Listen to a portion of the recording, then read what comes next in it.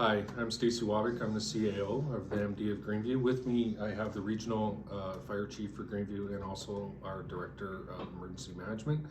And beside him, I have Station Commander Chris Power. We want to give you an update of the fire situation here in in Greenview. That also includes Grovedale. We've had a few developments going on over the last 24 hours. We can start in Grovedale. There isn't a whole lot going on with that fire, thankfully. We have actioned our own crews down into the Nose Creek area. They're doing some structural protection there with a sprinkler system. They've hauled in some water, so they have a reserve of water to do that. But for the most part, that fire is not causing us as much concern when it comes to the hamlet of Grovedale and surrounding area as it had previous days. So that's good news. Moving way over to the Fox Creek side of things, that fire is still endangering Fox Creek, the town. So there are a lot of resources stationed there, including the military crews from all over Canada and the States. There's a good number of crews there protecting the town of Fox Creek. And then when you come up north towards Little Smoky, we are still quite close to the ag land. The fire is about half a kilometer out of ag land, last we heard. We do have semis there full of water. We have a team from forestry that's ready to action whatever happens there. We're predicting that we're going to be okay there for now as well, so that's also good news.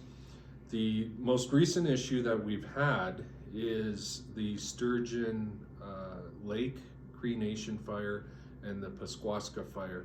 They've essentially joined. The big one that happened last night was Pasquasca broke its borders, so to speak, its guards. The fire crews had been doing a good job. They had their guards established. They were actually in the process of watering those fire guards, but unfortunately the fire still broke them.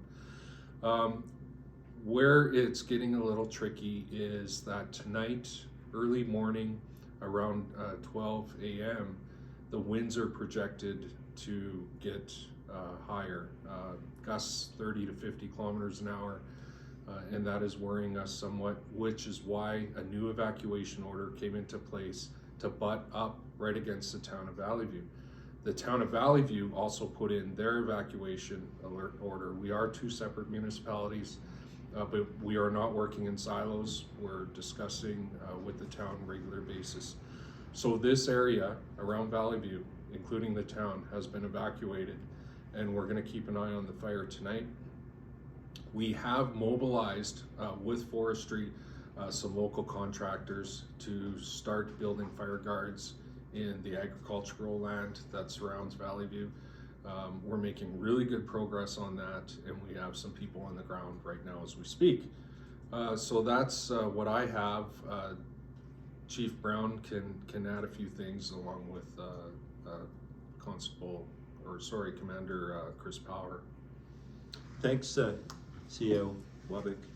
I guess just a bit more detail on the fires that we have near Sturgeon Lake, as CEO Wabick alluded to.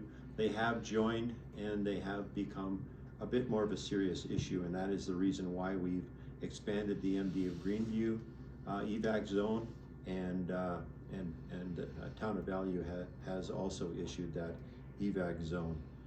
Currently we have approximately 60 firefighters from the fire base that's been established in DeBolt. There's bucketing by helicopters in that area, so they're doing as much as they possibly can.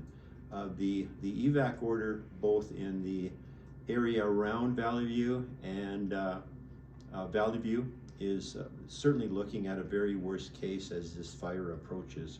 So to ensure we're doing our due diligence and ensure the protection of the residents in Valley View and in the MD at Greenview in that area, we put those in place. So please do abide by the evacuation orders. Hopefully this evacuation will not be for a long period of time, but you will be advised when it's safe to come back into those areas. And I'll now turn it over to Detachment Commander Chris Bauer. Thank you. Yeah, just a quick update on the from the policing perspective.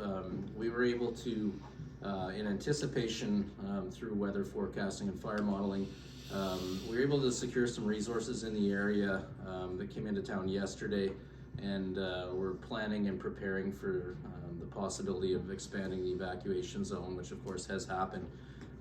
So we are well situated in terms of police resources. Our Special Tactical Operations unit is here, currently going door to door, both in the expanded evacuation zone within the MD as well as the town of Valley View.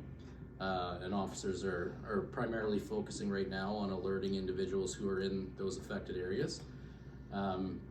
Again, we are well resourced in the coming days, and once the evacuated residents are notified, we'll be transitioning to providing security of the evacuation zone through mobile roving patrols as well as static man checkpoints. Perfect. So that's it for now. A couple housekeeping items for those folks who have had to evacuate this area. There are 2 phone numbers. If you are from the town of Valley View, there is a phone number for emergency social services for them.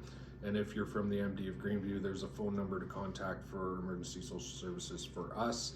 So please be aware of that. You can find our number on our website. Also, our Greenview offices, our corporate headquarters is in Valley View, so they are closed right now. But we do have our essential services staff going, so we're making sure our water points and all that still stay up the best we can. And our office number has been forwarded, so we will try and answer any of your phone calls. Just please be patient, because it's a busy time. So if we don't pick up, we'll try and get back to you the best we can. Thank you.